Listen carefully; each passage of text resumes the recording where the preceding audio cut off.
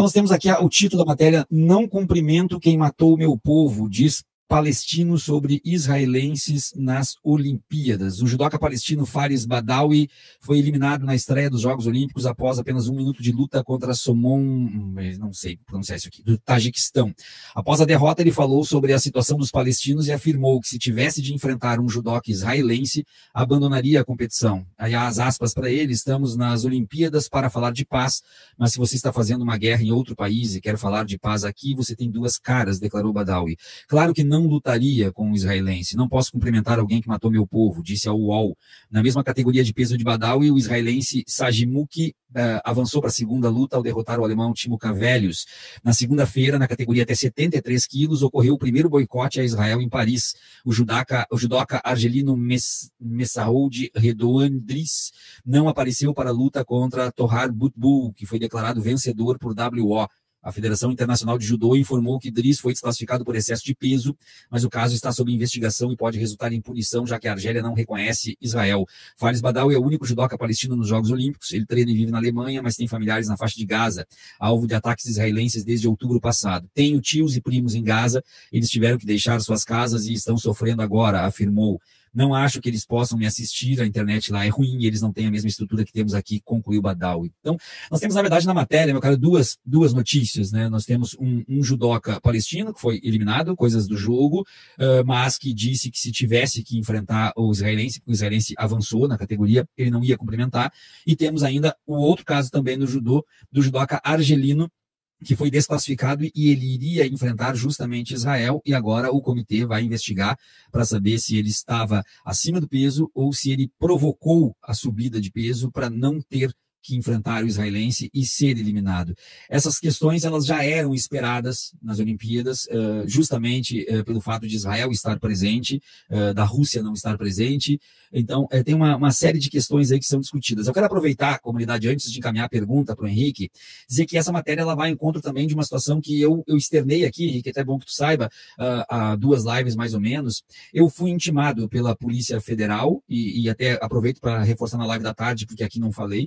Eu fui intimado pela Polícia Federal porque um deputado ligado ao MBL, ele registrou uma notícia-crime contra o Genuíno, e uma instituição, uma associação israelense, entrou na justiça contra o Genuíno depois dessa notícia-crime, essa queixa-crime encaminhada pelo MBL. O MBL, para quem não sabe aqui na comunidade, são aqueles vagabundos, não tem outra palavra para dizer, são vagabundos. E eu fui intimado pela Polícia Federal para depor, porque o que eles acusam o Genuíno era eu que estava conduzindo aqui no DCM a entrevista com o Genuíno.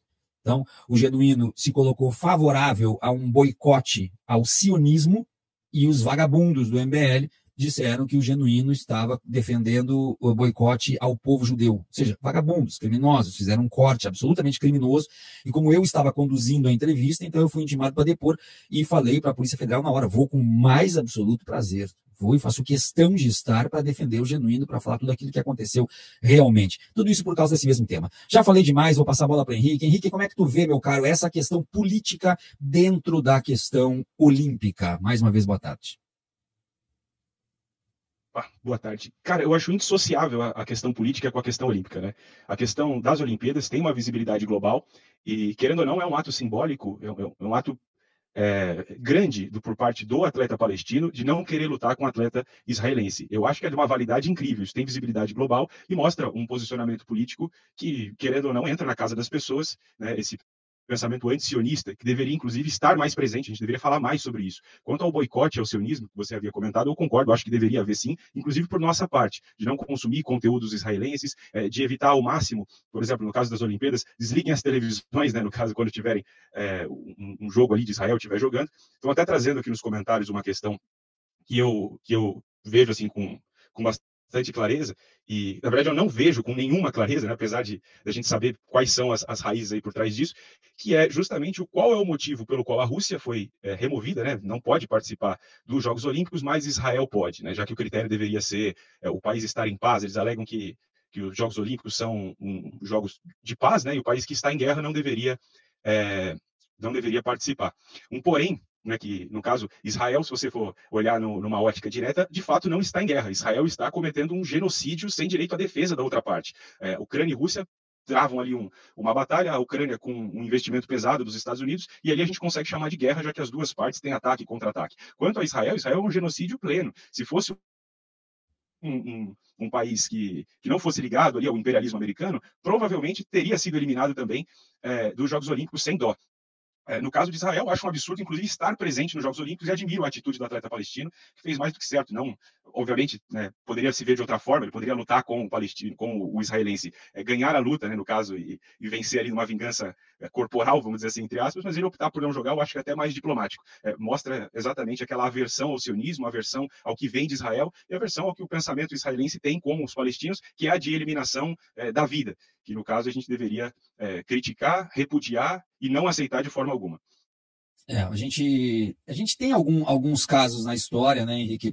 Por exemplo, a Copa de 1986, ela ficou marcada pelo enfrentamento entre Argentina e Inglaterra, sendo que a Copa ela ocorreu 4 anos depois da Guerra das Malvinas, e ali naquele jogo Argentina e Inglaterra aconteceu aquelas coisas que só a genialidade no futebol explica, que foi 2-0 para a Argentina. O primeiro gol, o Maradona dribla todo o time da Inglaterra, inclusive o goleiro, e entra com bola e tudo.